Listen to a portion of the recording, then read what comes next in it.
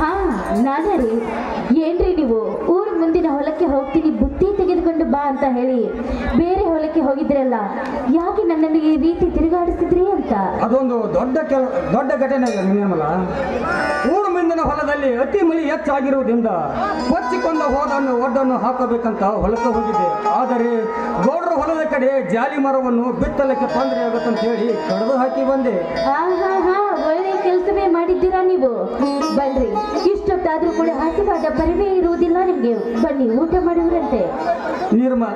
ನಿರ್ಮಲ ನನ್ನ ಹೃದಯದ ನಿರ್ಮಲ ಎಂಬಂತೆ ಬಂಗಾರದಂತ ನನ್ನ ಮನೆಯಲ್ಲಿ ನನ್ನ ಬಯಲು ಇರುವಾಗ ನನಗೆ ಹಸಿವಿನ ಚಿಂತೆ. ಅಯ್ಯೋ ರೀ, ನನ್ನ ಮುಟ್ಬೇಡಿ ನೀವು. ಯಾಕೆ ನಿರ್ಮಲ? ನನಗೆ ನಾಚಿಕೆ ಆಗುತ್ತಿದೆ ರೀ. ಅಂದರೆ ನಾನೀಗ 3 ತಿಂಗಳ ಗರ್ಭಿಣಿ ರೀ. ಈ ವಿಷಯ ಮೊದಲ ನನಗೆ ತಿಳಿಸಲಿಲ್ಲ ನೀನು. ನಿರ್ಮಲ, ನಮ್ಮ ಮದುವೆಯಾಗಿ 24 ವರ್ಷ ಗತಿಸಿದರು. 2 ಪಟ್ಟ ಮುಖದ ಮೇಲೆ ನಾನು ತಂದೆಯಾಗುತ್ತಿದ್ದೇನೆ. ಹಾಗಾದರೆ ನನ್ನ ಆನಂದಕ್ಕೆ ಭಾರವೇ ಇಲ್ಲದಂತೆ ಆಗಿತ್ತು. ನೀ ನನ್ನ ಸತಿ ಸದ್ದ ಗುಣವತಿ, ನನ್ನ ವಂಶದ ಜ್ಯೋತಿ ಬೆಳಗಿಸುವ ಬೆಳದಿಂಗಳ ಬಾಲ್ಯನಿ. ಬಾ ನಿರ್ಮಲ, ಈ ಸಂತೋಷಕ್ಕಾಗಿ ಹೃದಯ ತುಂಬಿ ನನ್ನೊಂದಿಗೆ ಪ್ರೇಮ ಗೀತೆಯನ್ನು ಹಾಡುಬಾರೆ ನನ್ನ. ಇದಕ್ಕೇನು ಕಮ್ಮಿ ಇಲ್ಲ ನೀವು ರೀ. ನೀವು ಕೇಳೋದು ಹೆಚ್ಚ, ನಾನು ಹಾಡಿಕೊಳ್ಳೋದು ಹೆಚ್ಚ.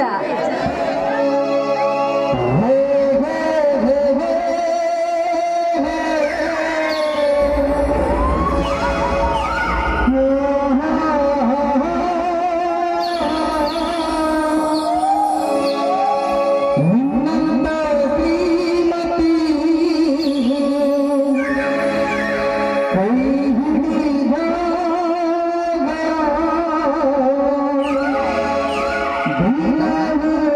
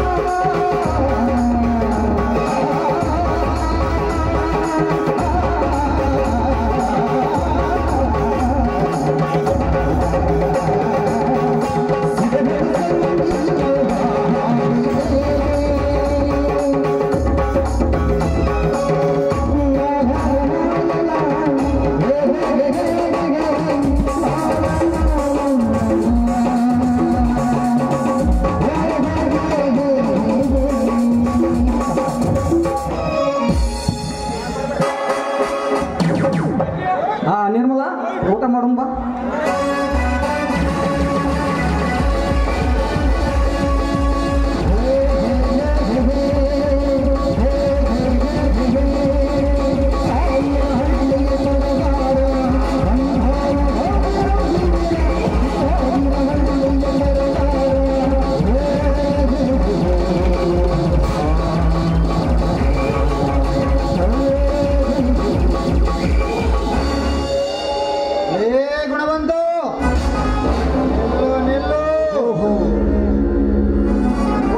ನಮ್ಮ ಊರಿನ ದೊರೆಗಳು ಬನ್ನಿ ಗೌಡ್ರೆ ಬನ್ನಿ.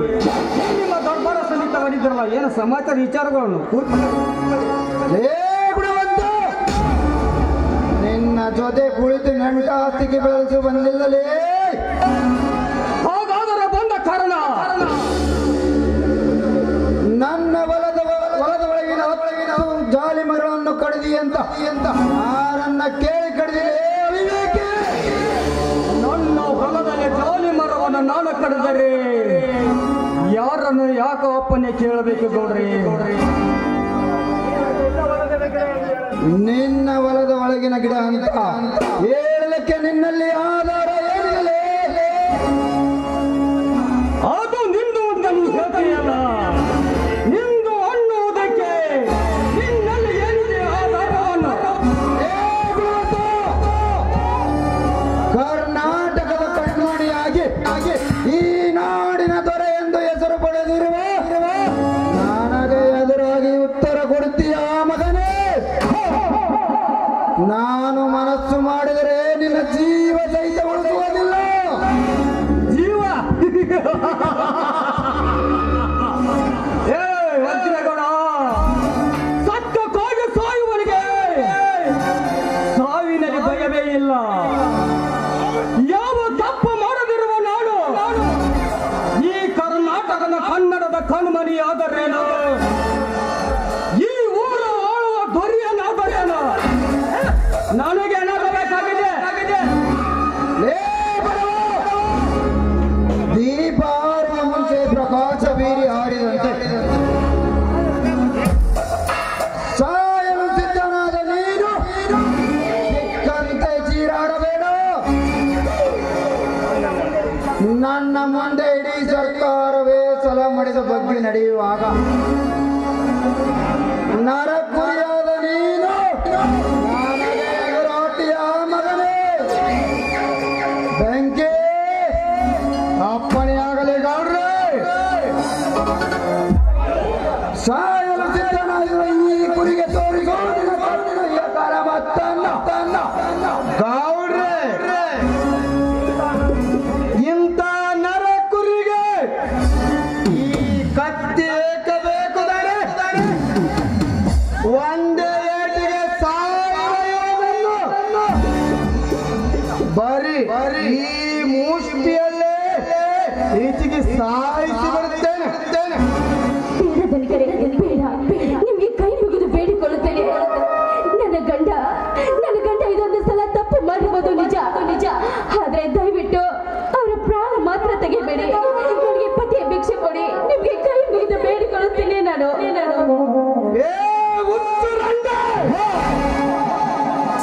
ನೆಚ್ಚ ಕಣ್ಣೀರನ್ನೇ ಕಣಲಾಗೇರಿಸುವ ಈ ಭಯಾನಕ ಬೆಂಕಿಗೆ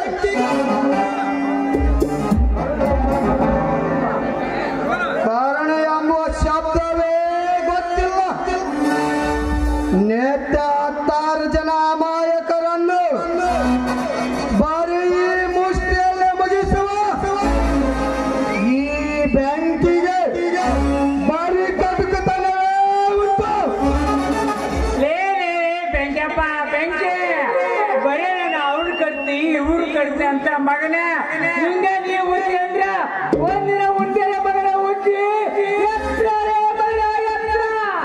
ಏ ದಿಪ್ಪ ಚಮಲಿ ಚಮಲಿಂಗ ಏ ದಿಪ್ಪ ನಿನ್ನ ಯಾವ ಲಿಂಗದ ಮಧ್ಯೆ ನನಗೆ ಜಗತ್ ಸರ್ವಂ ಬೇಕಾಗಿಲ್ಲ ನನಗೆ ಬೇಕು ಇವನ ವಂಶದ ರಕ್ತ. ಇವನ ರಕ್ತಕ್ಕಾಗಿ ಕಾತರಿಸಿ ಕುಳಿತಿರುವಾಗ ಈ ಗುಂಡಿಗೆಗೆ ಇವನ ಗಂಡದೇ ಬೇಕು. ಏ ಗುಣವಂತ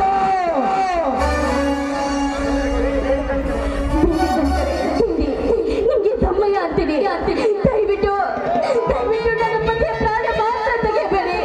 ನಿಮ್ಮ ಮಗಳ ತಿರುವಲ್ಲಾಡು ಸೆರೆ ಒಡ್ಡಿ ಬೇಡಿಕೊಳ್ಳುತ್ತೇನೆ. ದಯವಿಟ್ಟು ನನ್ನ ಗಂಡನ ಪ್ರಾಣ ಮಾತ್ರ ತೆಗೆಬೇಡಿ. ಬೇಕಾದ್ರೆ ನಿಮ್ಮ ಕಾಲ ಹಿಡಿದರೆ. ಹಾಗಾದರೆ ಇವರೆಲ್ಲ ಅಣ್ಣ ತಮ್ಮಂದಿರನ್ನು ಅಣ್ಣ ತಂಟೆಗೆ ಬರದಾಗೆ ನೀನು ನೋಡಿಕೊಳ್ಳುತ್ತೀಯಾ? ಖಂಡಿತವಾಗಿಯೂ ನನ್ನ ಆತ್ಮ ಸಾಕ್ಷಿಯಾಗಿ ನಾನು ನೋಡಿಕೊಳ್ಳುತ್ತೇನೆ ಗೌಡ್ರೆ. ಬನ್ನಿ ಹೋಗೋಣ.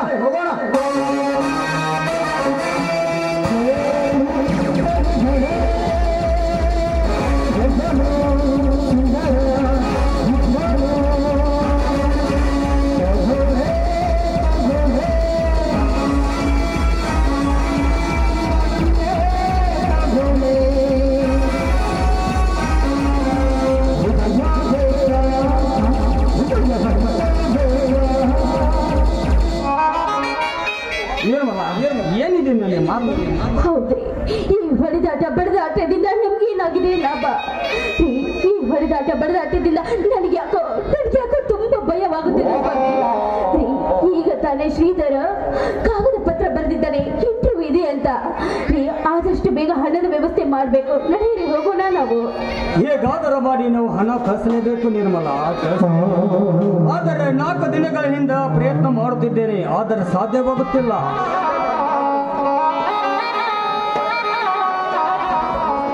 ಅಣ್ಣ, ಸಾಧ್ಯ ಮಾಡ್ತೀನಿ ಅಂತ ಹೇಳಿ ದಿನ ಕಳೆದು ನನ್ನ ಇಂಟರ್ವ್ಯೂ ತಪ್ಪಿ ಹಾಳಾಗೋಯ್ತು.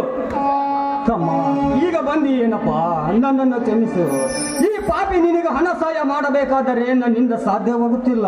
ನಿನಗೆ ಕೋಪ ಬಂದಿತ್ತೇನಪ್ಪ? ಕೋಪ ಬಂದಿಲ್ಲ ಅಣ್ಣ, ಮನಸ್ಸಿಗೆ ತಾಪವಾಗಿದೆ.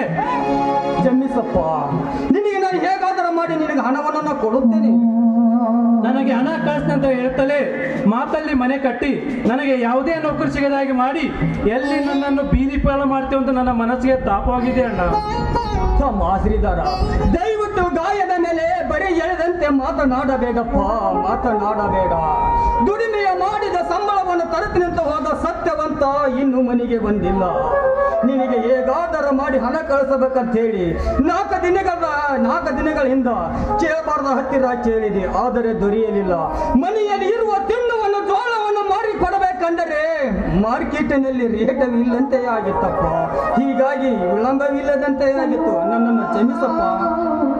ಹೌದಪ್ಪ ವೈದ್ಯರ, ನಿನ್ನ ಕಾಗದ ಪತ್ರ ಬಂದ ತಕ್ಷಣ ನಾವು ಹಣದ ವ್ಯವಸ್ಥೆ ಮಾಡಬೇಕು ಅನ್ನುವಷ್ಟರಲ್ಲಿ ಒಂದರ ಮೇಲೆ ಒಂದು ಅಡೆತಡೆಗಳು ಬಂದ್ರು. ಅದಕ್ಕೋಸ್ಕರ ಹಣದ ವ್ಯವಸ್ಥೆ ಮಾಡಲಿಕ್ಕೆ ಆಗ್ಲಿಲ್ಲ. ವೈದ್ಯನ, ಈಗಲಾದ್ರೂ ಕೈ ಕಾಲು ಮುಖ ತೊಳೆದುಕೊಂಡು ಡ್ರೆಸ್ ಚೇಂಜ್ ಮಾಡಿಕೊಂಡು ಬಾ, ಊಟ ಮಾಡುವರಂತೆ ನೀವು. ಅತ್ತಿಗೆ ಅಪ್ಪ ಅಮ್ಮ ಇದ್ದಿದ್ರೆ ನನಗೆ ಈ ಸ್ಥಿತಿ ಬರ್ತಿತ್ತ? ನನಗಿನ್ನು ಈ ಶಾಲೆನೇ ಬೇಡ.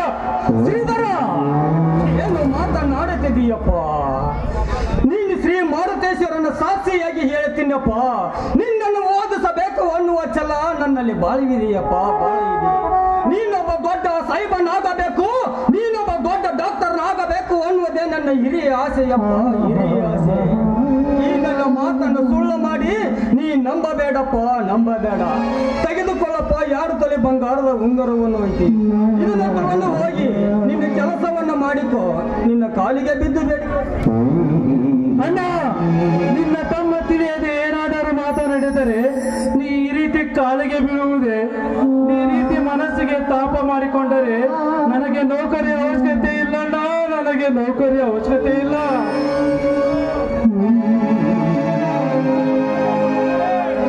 ತಮ್ಮ ಶ್ರೀಧರ, ಅವಶ್ಯಕತೆ ಇದೆಯಪ್ಪ, ಅವಶ್ಯಕತೆ ಇದೆ. ಬಲಿಷ್ಠವಾದ ಈ ಭಾರತ ನಾಡಿನಲ್ಲಿ ಭುಗಿಲೆತ್ತಿರುವ ಭ್ರಷ್ಟಾಚಾರ ಮತ್ತು ಲಂಚ ಸಾಮ್ರಾಜ್ಯದ ಕಡೆ ಕೊಂಚ ತಿರುಗಿ ನೋಡಿದರೆ ಅವರನ್ನೆಲ್ಲ ಇಂಚು ಇಂಚಾಗಿ ಕತ್ತರಿ ಸಾಕಬೇಕನ್ನಿಸುತ್ತಿದೆ ತಮ್ಮ ಶ್ರೀಧರ. ಅಷ್ಟೇ ಅಲ್ಲಪ್ಪ, ದಿನನಿತ್ಯ ನಡೆಯುತ್ತಿರುವ ಕೊಲೆ, ಸುಳಿಗೆ, ಕಳ್ಳ ವ್ಯಾಪಾರವನ್ನೆಲ್ಲ ನೋಡಿದ ನಮ್ಮಂತ ವಯಸ್ಕರಿಗೆ ನಾಚಿಕೆ ಬಂದಂತಾಗಿದೆ. ಶ್ರೀಧರ, ಅದನ್ನು ನೀನು ಬಗ್ಗು ಬಡಿದು ದಿಗ್ವಿಜಯರಾಗಿ ಮೆರೆಯುವ ಆ ವಜ್ರೇಗೌಡನಂತವರಿಗೆ ಹುಲಿಯಾಗಿ ಅಧಿಕಾರ ಸ್ಥಾನನಾಗೋ. ತಮ್ಮ ಶ್ರೀಧರ, ತೆಗೆದುಕೊಳ್ಳಪ್ಪ ಈ 10,000 ಹಣವನ್ನು. ಅಣ್ಣ, ಏನು ನಿಮ್ಮಲ್ಲಿ ಇಷ್ಟೊಂದು ಹಣ? ಶ್ರೀಧರ, ಅದನ್ನೆಲ್ಲ ಕೇಳಬಾರದು. ಅತ್ತಿಗೆ, ತಮ್ಮ ಸುಟ್ಗೆ ಸೆಲ್ಲಿದೆ. ಈಗ ತಾನೇ ಬರಿಗೆಯಿಂದ ಬಂದಿದ್ದಾನಪ್ಪ ಅವನು. ಈಗೇನಾಗಿದೆ ಅತ್ತಿಗೆ? ಶ್ರೀಧರ, ಹಾಗೆ ಹೋಗಿ ಮುಂದಿನ ಇಂಟರ್ವ್ಯೂ ಪಾಸ್ ಆಗಿ ಈ ಮನೆಯ ಕೀರ್ತಿ ಮತ್ತು ಅಣ್ಣ ಅತ್ತಿಗೆ ಹೆಸರು ತಾರಪ್ಪ. ಅಣ್ಣ, ಅವರನ್ನು ಈ ಹೃದಯದಲ್ಲಿಟ್ಟಿದ್ದೇನೆ. ನಿಮ್ಮನ್ನೆಲ್ಲ ಪಡೆದುಕೊಂಡ ನನ್ನ ಸಂತೋಷಕ್ಕೆ ಪಾರವೇ ಇಲ್ಲ. ನಾನು ಓದಿ ದೊಡ್ಡ ಅಧಿಕಾರಿಯಾಗಿ ಬರ್ತೀನಿ. ಈ ಸಂತೋಷಕ್ಕೆ ಅತ್ತಿಗೆ ಒಂದನ್ನು ಹಾಡನ್ನು ಹಾಡಿರ.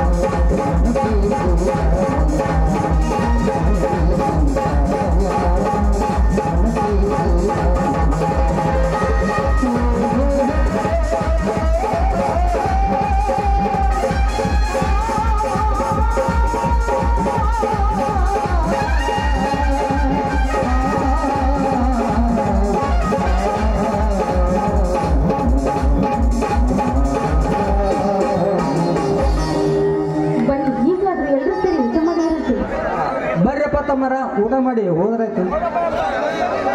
ಆಯ್ತು ಅಣ್ಣ, ಹೋಗೋಣ ಬನ್ನಿ.